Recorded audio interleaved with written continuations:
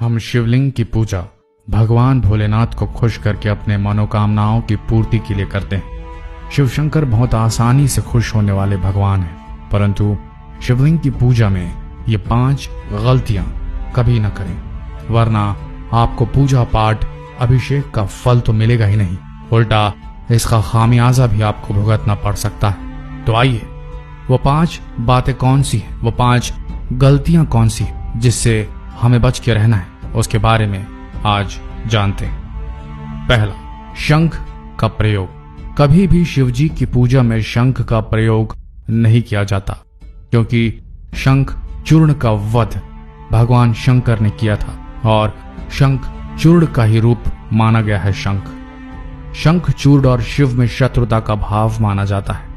यह शंख चूर्ण भगवान विष्णु के प्रिय भक्त थे, इसलिए भगवान शिव की पूजा में और उनके सभी अवतारों की पूजा में शंख का विशेष महत्व होता है। शंख से भगवान विष्णु का अभिषेक और स्नान कराया जाता है, इसलिए शिवलिंग की पूजा और अभिषेक में कभी भी शंख का उपयोग भूल कर भी ना करें। दूसरा, तुलसी का उपयोग।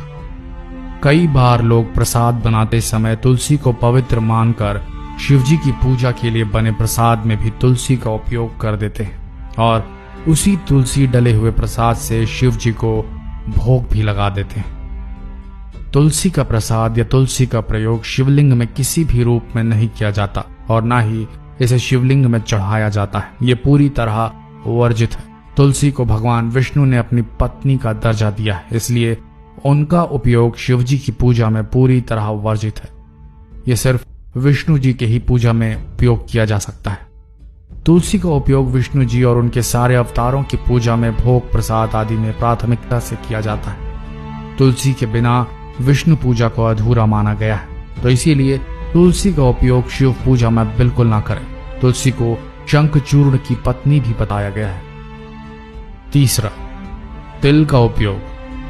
तिल से बनी हुई सामग्री, तिल से बनी हुई मिठाइयां या तिल की चिक्की, तिल के लड्डू या अन्य सामग्रियों को शिव की पूजा में कभी भी उपयोग नहीं किया जाता, क्योंकि तिल को भगवान का विष्णु का मैल माना गया है।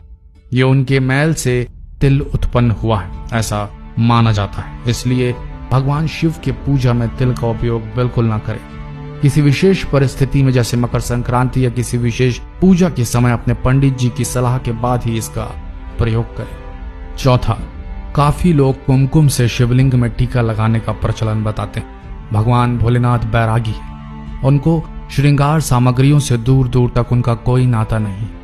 कुमकुम एक श्रृंगार सामग्री मानी जाती है, इसलिए शिवलिंग में यहाँ शिव जी में कभी भी कुमकुम से ना तो श्रृंगार किया जाता है, ना ही टीका लगाया जाता है। शिव जी को हमेशा चंदन या अष्टगंध आदि चीजों से ही टीका लगाते हैं। पांचवा, हल्दी और नारियल का प्रयोग। सामान्यतः लोग हल्दी आदि का लेप भी शिवलिंग में कर दिया करते हैं, जो शिवलिंग में पूरी तरह से वर्जित है, क्योंकि हल्दी भी एक श्रृंगार सामग्री मानी गई है और भगवान भोलेनाथ की पूजा में किसी भी प्रकार की श्रृंगार सामग्री का प्रयोग नहीं किया जाता।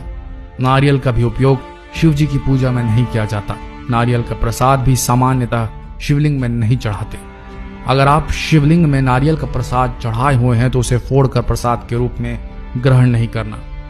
पूजा के बाद इसे नदी या तालाब में विसर्जित कर दिया जाता है। तो आप शिवलिंग की पूजा में इन विशेष सावधानियों का उपयोग करें और इन वर्जित सामग्रियों से दूर रहकर मनोकामना की पूर्ति की कामना कीजिए।